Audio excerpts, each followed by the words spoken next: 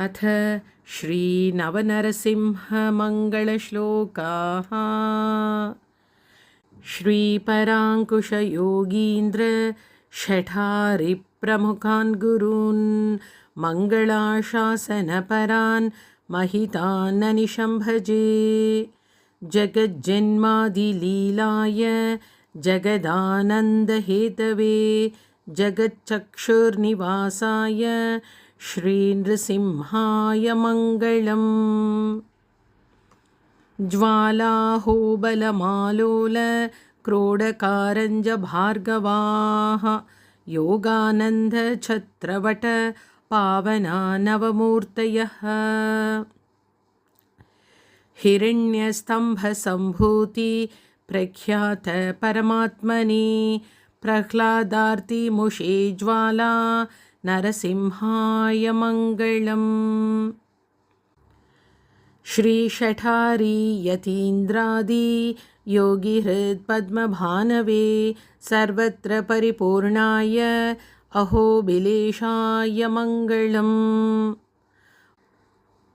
वारिजावारितभयैर्वाणीपतिमुखैः सुरैः महिताय महोदार मालोलायास्तु मङ्गलम्।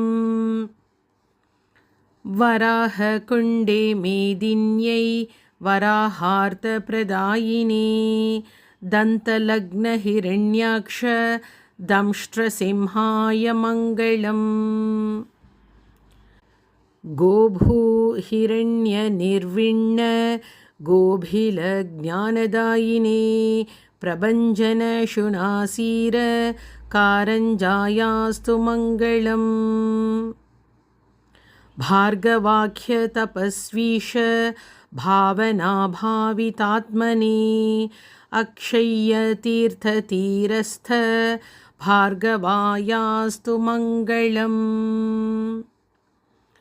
चतुराननचेतोब्ज चित्रभानुस्वरूपिणे वेदाद्रिगह्वरस्थाय योगानन्दाय मङ्गलम्। हाहाहूह्वाख्य गन्धर्व नृतगीतहृतात्मने भवहन्तृतटच्छत्र वटसिंहाय मङ्गलम्।